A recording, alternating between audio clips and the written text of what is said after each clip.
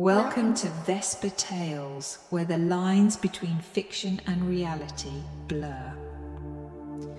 Today, we dive into a story about Hosono Akira, a high school student captivated by the novel 14 Years Old and its protagonist, Tokiko. But on his first day of high school, he encounters a girl who is the spitting image of his beloved character, Tokiko. Is it just a coincidence or something more? Join me as we explore this impossible meeting between the reader and the protagonist, where the boundaries of imagination are tested. Turn off the lights, plug in your headphones, relax, and let the story unfold. I want to go home. It was currently a little over 11 a.m. and only homeroom was left after having finished the school entrance ceremony and the orientation about high school life. We were waiting for the teacher responsible for our class, Miyamai High School First Year Class 7. My classmates all around me were restless.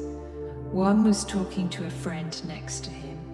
Another was looking out the window nervously. Another was playing with his smartphone, and a guy was already even trying to get a girl's attention. Even if everyone looked different at a glance, you could notice a look of expectation on their faces. Miyamei High School is pretty famous for being loose with its rules. Thus, there was a wide variety of people here, like someone aiming for Tokyo University and one winning the national tournament for their club, while also having a blonde fashion model and even a girl aiming to be an idol in the same class. I'm sure that my classmates too have their hearts palpitating at the bright future awaiting them in their highly anticipated fun high school life. As I was looking at them as if they were part of another world. Good morning! A young teacher with a bright expression entered the classroom and kicked off homeroom with enthusiasm. I'll be the teacher in charge of this class, Nakaoka Ryuta. I'm looking forward to this year with everyone. Nakaoka Sensei announced in an energetic, athlete-like tone, standing confidently on the platform. He looked to be in the latter half of his 20s, wearing a jacket that seemed freshly laundered, not a single wrinkle in sight. His lively demeanour gave the impression of a young man eager to connect with his students. The next thing he said after introducing himself was, "And now it's time for self-introductions." The room buzzed with chatter at this unexpected announcement. In order of attendance numbers, please come to the front, say your name, the middle school you're from, and, well, your hobbies or anything else you'd like to share. There's no time limit, so feel free to take your time, but let's keep it reasonable. All right, let's start. The first student, with attendance number 1, stood up muttering, it's too sudden," but made his way to the platform with a not-so-displeased expression. I'm Mura Junji from Momoi Middle School. I did track and field there, and I did pretty well in the district tournament. If you want my autograph, I can give it to you later, so don't hesitate to call out to me." The class erupted in laughter at his playful performer-like tone, but as the room filled with friendly banter, I found myself increasingly uncomfortable in this harmonious ambience. I didn't have any desire to get close to anyone here. My goal was simple. Keep conversations and committee work to a minimum, avoid joining any clubs, and stay as detached as possible.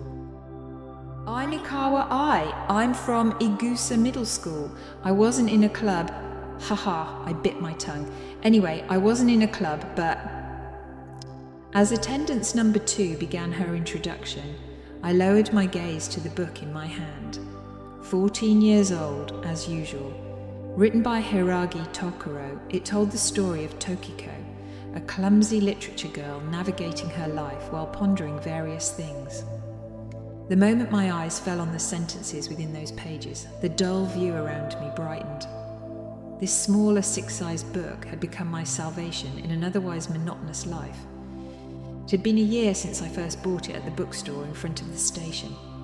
I'd reread it so many times that the cover was worn out, the pages were wrinkled, and the spine was frayed in spots.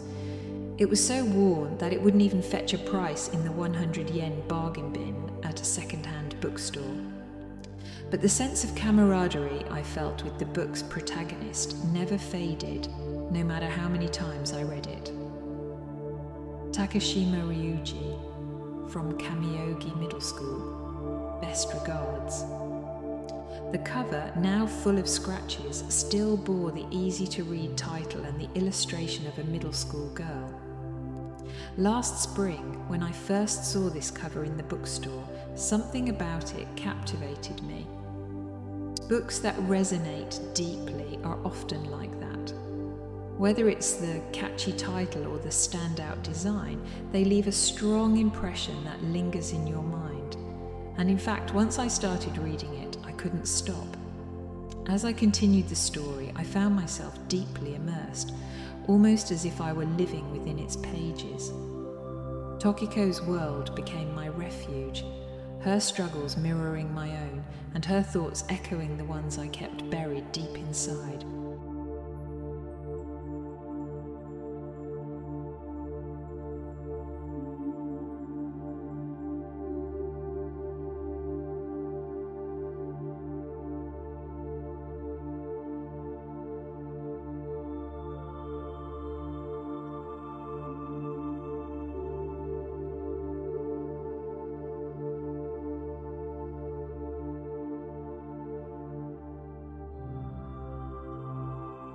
You can almost say that 14 years old doesn't have any ups or downs. No falling in love, no problems to confront. Just Tokiko passing her everyday life in solitude while thinking about many things. Tokiko anxiously thought about the future while looking at the cloudy sky from the train.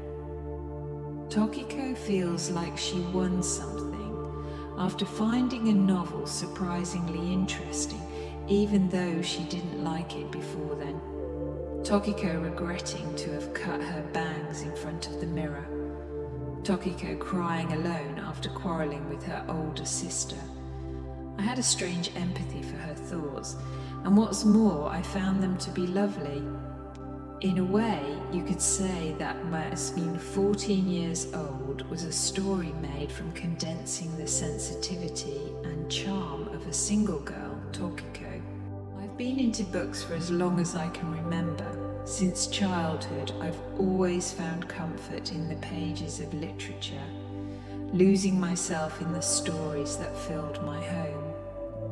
Even now, I still browse through bookstores searching for something that might catch my interest. But 14 years old was different. It was the first, and so far, the only time that a protagonist truly captivated me. I'm Nohara Yukari. I'm from Momoi Middle School. I wasn't in a club, and I don't plan to join one in high school either. The self-introductions were moving faster than I expected. My name is Hosono Akira, so I'm in the latter half of the list. I thought I had more time, but it was almost my turn. After the quiet girl currently on the platform, there would be one more person and then me. I had already decided what I was going to say, so I just needed to get through it quickly and return to my seat. As long as I didn't mess up, that was all I really wanted. I didn't plan on becoming friends with anyone in this classroom. As long as I had this novel, as long as I had Tokiko, I believed I would never feel bored. At least that's what I thought. As the moment arrived, the girl before me stepped forward. She looked around the room, then began to introduce herself, her voice steady and clear. My name is Hiiragi Tokiko. I am from Showan Middle School and my hobby is reading. I have an older sister. In middle school, I was in the literature club, she said. While thinking that she has the same name as Tokiko, I looked up towards the platform and it felt like time had stopped. Languid, almond-shaped, darkish eyes, a bob-cut black hair, and eyelashes that you can grasp the length of, even at this distance. A slender body wearing a brand new blazer did not fit her. The sunlight shone lightly on her white porcelain-like skin, and her thin neck was like delicate glasswork. Reflexively, I looked at the 14 years old's cover in my hand. They look exactly the same. The girl drawn on the illustration and the girl right in front of me looked exactly the same. That wasn't all. I looked at the platform again, an emerald green hair ornament matching with her pretty looks, a clear and beautiful voice. She stood straight with her gaze looking down.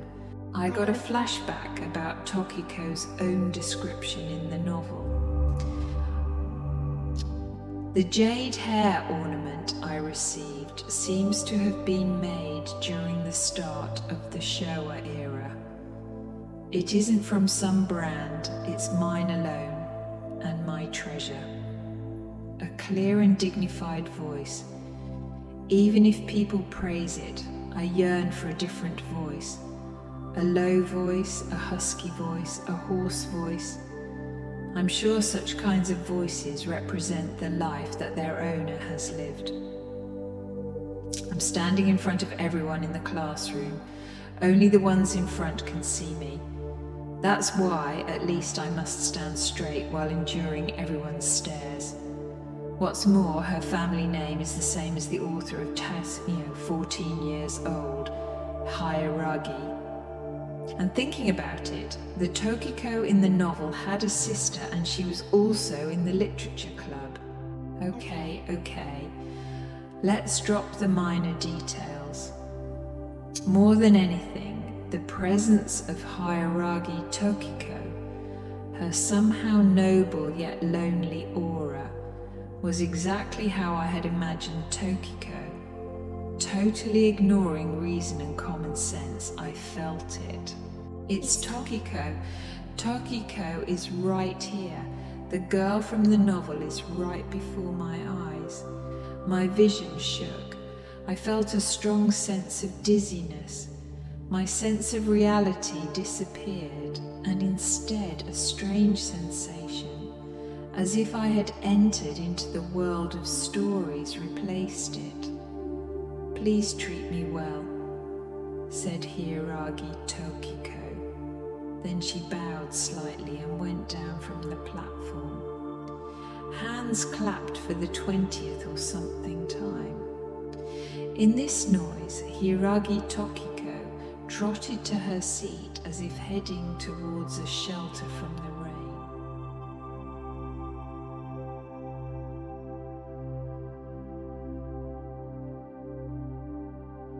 As my father relaxed in front of the TV sipping his beer, a show about travelling on foot through the Haida Mountains caught his attention.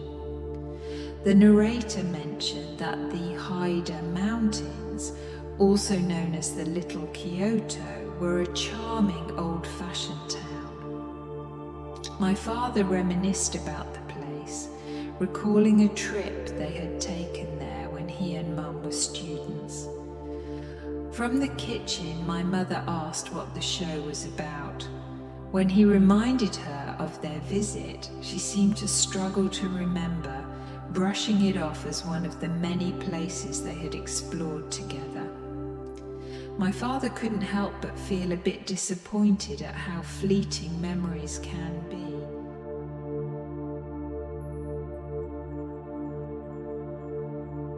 "20 minutes from the school on foot.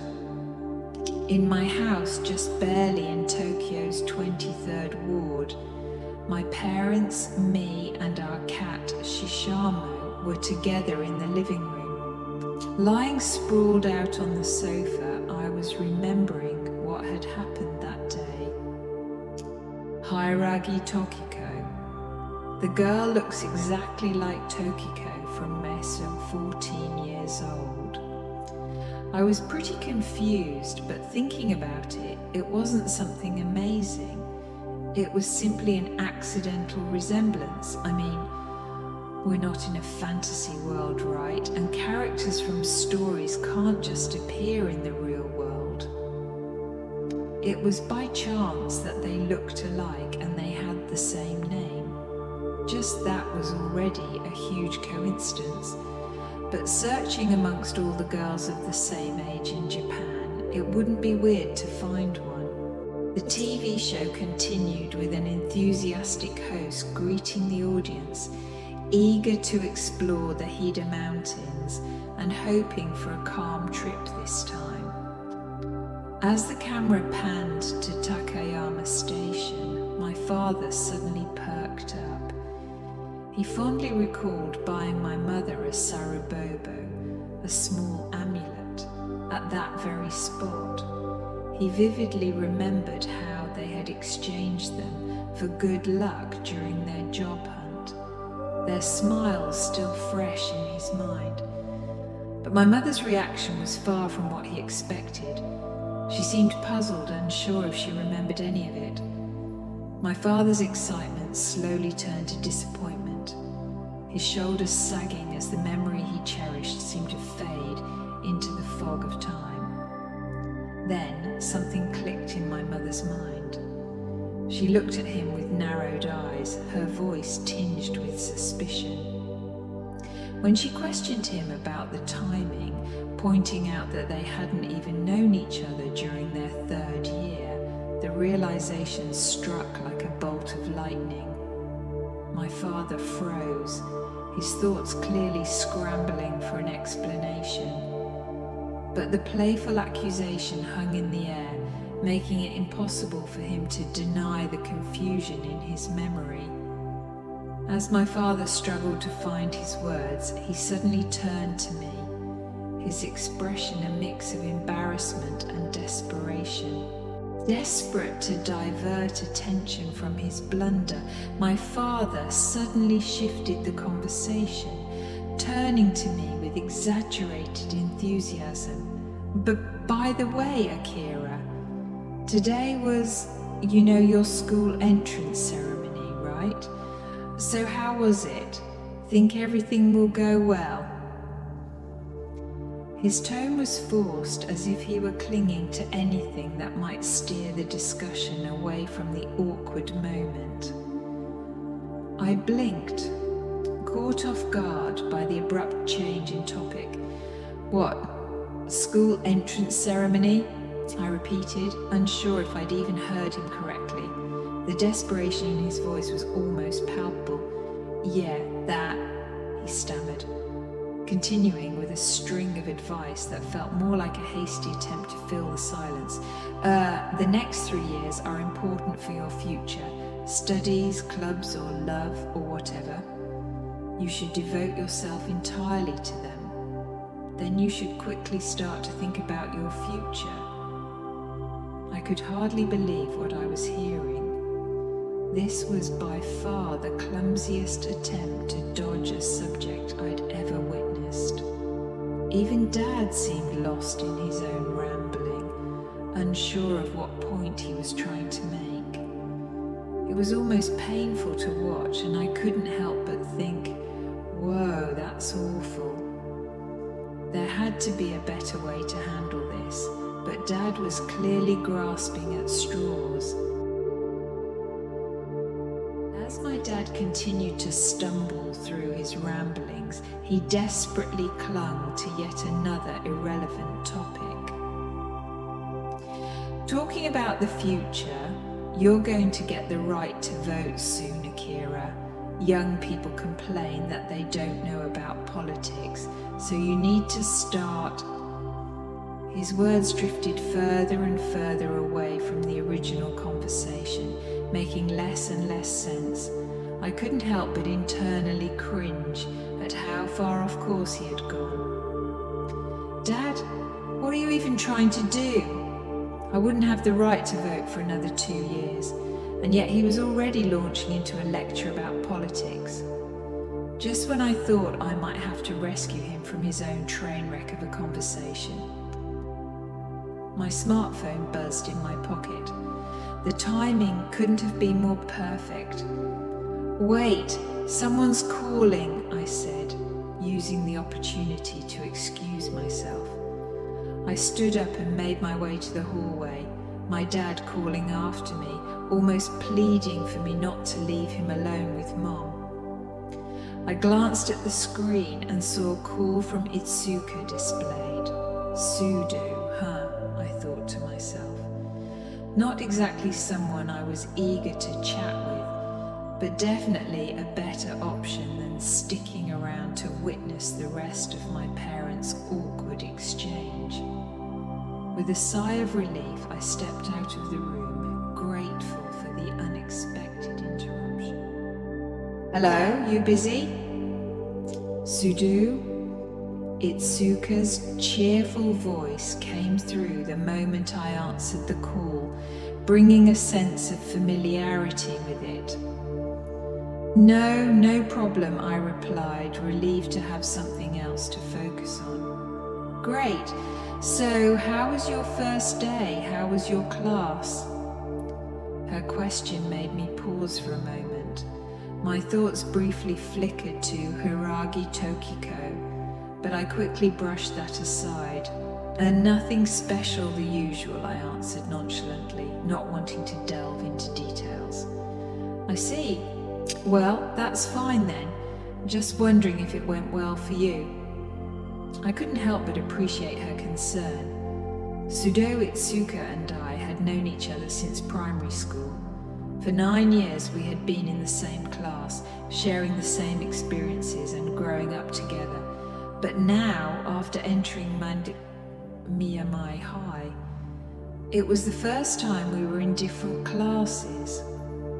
Itsuka was one of the few people who hadn't drifted away when I started to pull back from social interactions. She was persistent in her care, checking in on me every now and then, making sure I wasn't completely isolated. Her calls were a small, constant reminder that someone still cared, even when I wasn't sure if I deserved it.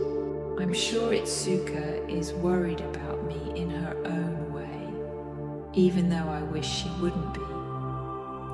Once things have settled down, let's invite Shuji and go play again together, she suggested, her tone light, trying to draw me out. If I feel like it, I replied, my voice betraying the indifference I felt.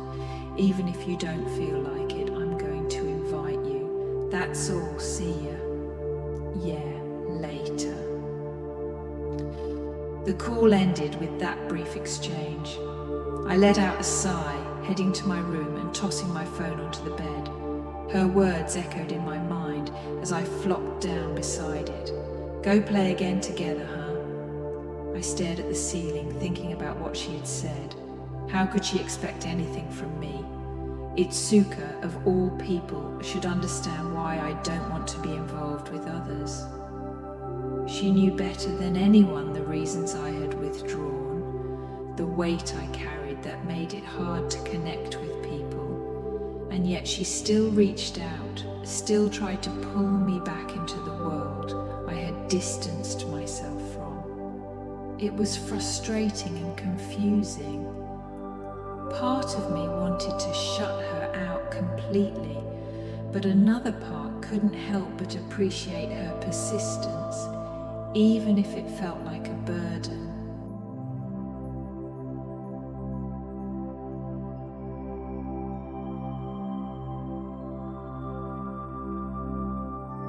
The next morning, I arrived at my classroom just in time, a feeling of dread settling in as I heard the chatter coming from inside. The noise indicated a group of students, probably 4 or 5, gathered near the 4th row from the right entrance, which unfortunately was close to my seat. What a pain, I thought to myself. If someone was sitting in my spot, I'd have to ask them to move, which meant talking to someone, a task I preferred to avoid as much as possible. My goal was to get through each day quietly, without unnecessary interactions, and having to speak to a classmate this early in the morning was far from ideal. With a sigh, I reluctantly opened the door. "Oh, you're from Kamiogi's basketball club, they're strong," I overheard one of the students say. "Thanks to the senpais. We lost to Showan though," another replied. Sure enough, a small group of guys and girls were gathered around my desk. Thankfully, my seat was at the edge of the group, so no one had actually taken it. A small mercy, I thought. As I placed my bag on my desk, one of the guys from the group turned to me with a friendly greeting. "Ah, morning. Hosono?" "Yeah, morning," I mumbled back, barely meeting his gaze. "Sorry for taking so much space around your seat." "No, I don't mind," I replied curtly, pulling out my pencil box from my bag and placing it on the desk. I kept my response brief, hoping to avoid any further conversation. It seemed to work, as the guy turned back to his group, leaving me in peace. However, I noticed the girl in the seat in front of me, Hiiragi Tokiko, seemed uncomfortable as she was surrounded by a part of the group. My heart made a large beat, as if trying to fly out my mouth. Even after a day, Hiiragi still looked just like Tokiko. Her looks, her atmosphere, and her listless complexion were just like I had imagined them. So it really wasn't just my imagination yesterday. Moreover, it made me remember a passage from the book 14 years old. The passage says, "As I grew older, I became a coward. In the time it takes for my classmates to talk about the weather, makeup, or the films that they saw recently, I pass all my time searching for the first word to say, looking around restlessly like an idiot." The description struck a chord because it perfectly captured what I was witnessing now.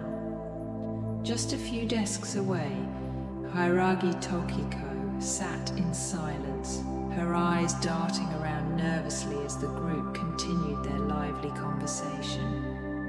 She seemed lost, like she didn't know how to enter the flow of the discussion, or even why she was there in the first place. The uncertainty and discomfort were written all over her face. It wasn't hard to imagine what had happened. The group must have clustered around her seat after she had already settled in, leaving her feeling awkward and out of place. Another girl in the group quickly chimed in. "Hey, Hiiragi-chan was in the literature club, remember? Then it's no wonder she doesn't know about a senpai from a sports club." "Yeah, but Suzuki senpai was pretty famous," the first girl persisted, her tone tinged with disbelief. As the conversation continued, Hiiragi's discomfort became more palpable. Her expression grew increasingly uneasy, and just watching her struggle made me feel a tightness in my chest. The group wasn't malicious. They were simply trying to fill the time before class started, but their casual questions were clearly causing Hiiragi distress. I could sense how overwhelmed she was, and it mirrored the anxiety I often felt in similar situations. I silently willed for homeroom to start, hoping it would rescue her from the uncomfortable conversation. If you were in the literature club, that means you read many books. At that moment, a passage from 14 years old popped into my head. What do you like about this book? When my sister asked me that, it made me want to cry. I can only express my love for a novel with my own words chosen for myself. Feelings are personal. There's something private you can't share nor explain.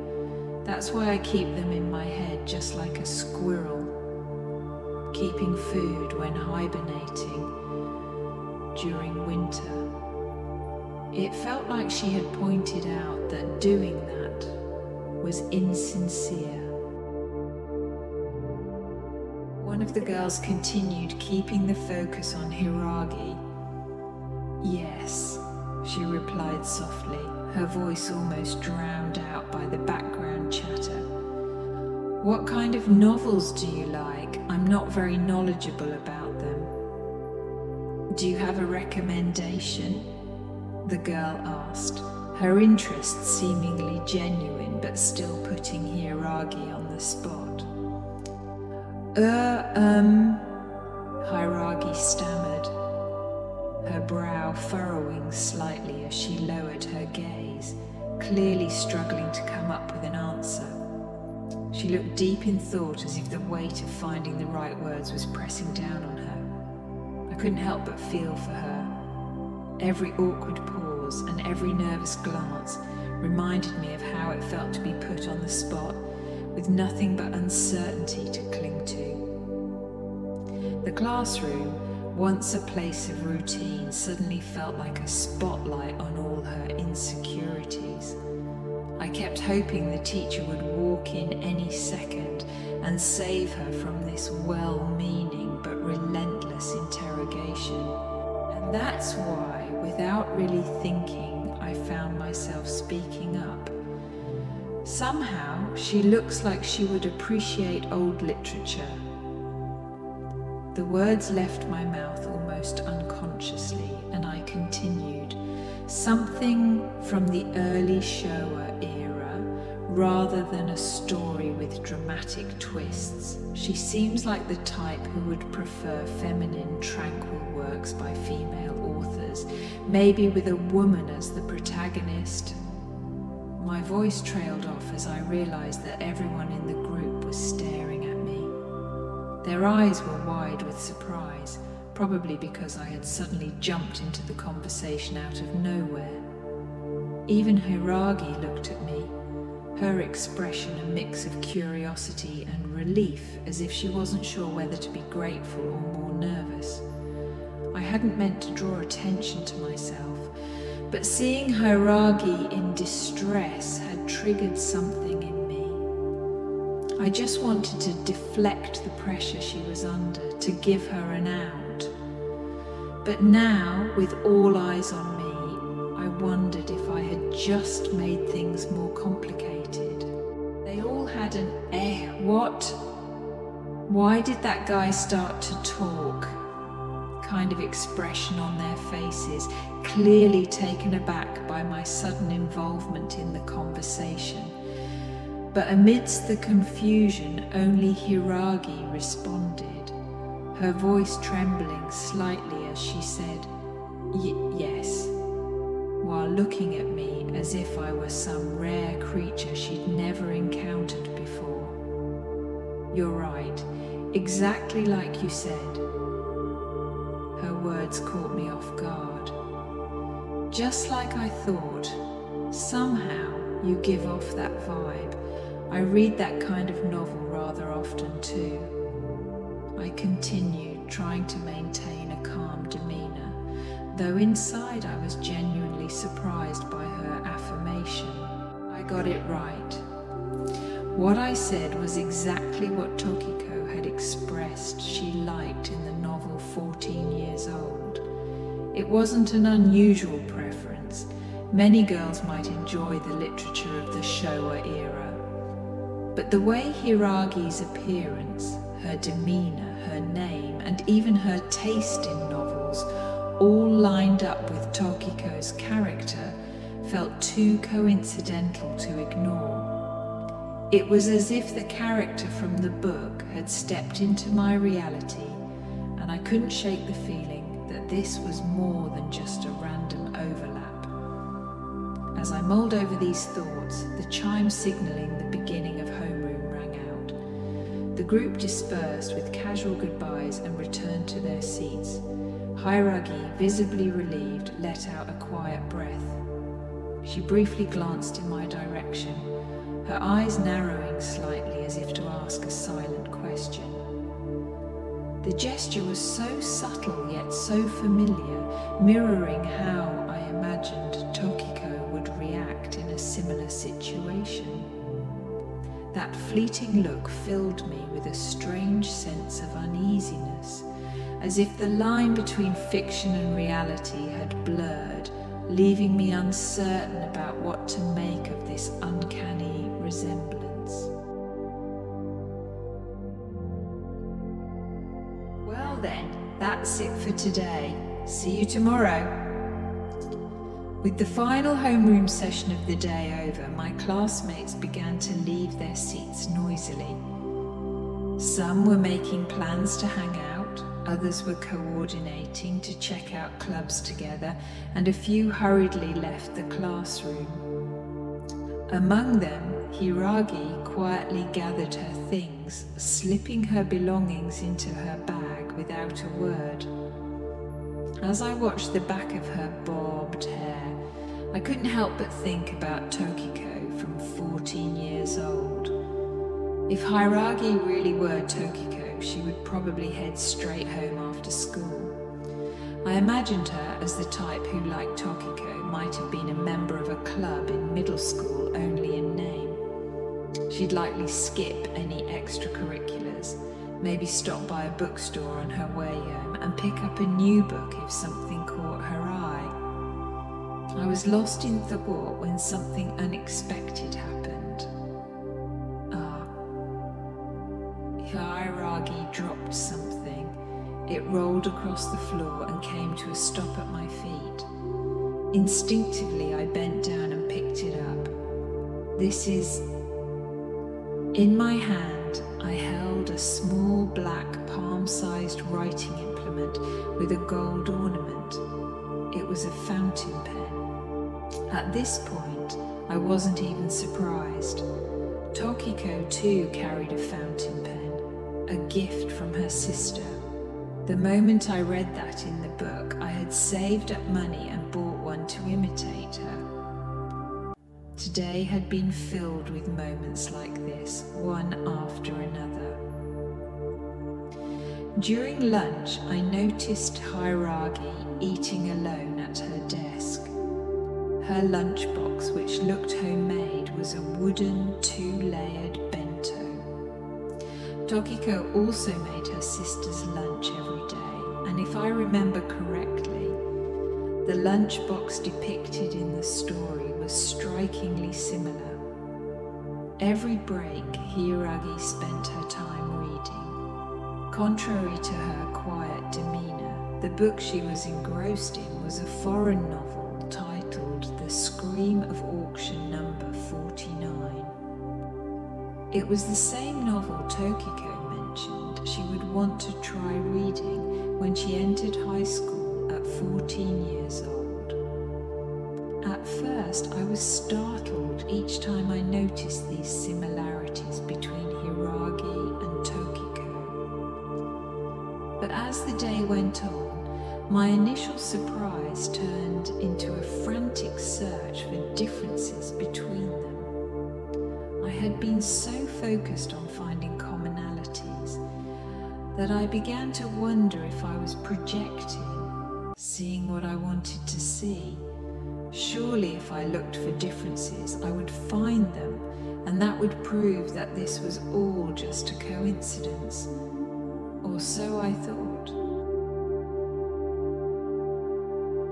I can't hold back anymore. I don't know what's happening or what kind of reason is at work here. Even so, I want to know the relationship between Hiiragi and Tokiko. Even if there isn't one, I'm fine with that. Hey! Yes? Hiiragi responded, her voice slightly shaky as she turned her full attention to me. I hesitated, trying to gather my thoughts. This wasn't something you could just ask someone out of the blue, and yet the words were already forming in my mind, driven by the need to understand what was happening. Hiiragi's favourite novel. Its Wanderings in the Realm of the Seventh Sense by Ozaki Midori, right? For a moment, there was silence. Hiiragi's eyes widened in shock, and she looked at me as if I had just uncovered a secret she had been carefully hiding. Her lips parted slightly, but no sound came out at first. Then finally she nodded. Yes, that's right. My heart pounded in my chest. I had expected a reaction, but the confirmation left me feeling even more unsettled. This was more than just a coincidence. And you have an oil painting you received from your grandmother in your bedroom, don't you? I pressed on, my voice almost trembling as I spoke. Hiiragi's expression shifted from surprise to something closer to fear. She stared at me, frozen in place, before slowly nodding again. Yes. I could feel the tension between us growing, but I couldn't stop now. There was one more question I needed to ask, something that would either confirm my suspicions or break the strange connection that seemed to be forming between us. Every week, you listen to a radio broadcast made by some university students. Hiiragi didn't answer this time. Her eyes were wide with shock, her mouth slightly open as if she wanted to speak but couldn't find the words. The silence stretched on, thick and suffocating, until I finally asked the last, most important question. Hiiragi, do you think that you want to live beautifully? The question hung in the air, heavy with meaning. I knew that if she understood it, if she knew what I was really asking, then there could be no doubt about the connection between her and Tokiko. Hiiragi looked at me, trembling slightly. Her eyes were filled with confusion and fear, but also a flicker of recognition. She seemed to grasp the significance of the question, and for a moment I thought she might break down. But then something changed in her expression, a glimmer of understanding, almost as if she had finally put the pieces together. Could it be? Hiiragi murmured, her voice barely audible. Hosono-kun, could it be that you read this book? I finished for her, my heart racing as I reached into my desk and pulled out my copy of 14 Years Old. The moment she saw the book, Hiiragi's reaction was immediate. She caught my arm with surprising speed, her fingers cold against my skin. Her grip was firm, almost desperate, as if she feared the book might vanish if she let go. Eh? Wait, what are you? I began, startled by her sudden action. Come with me, Hiiragi said urgently, her voice filled with a mix of determination and panic.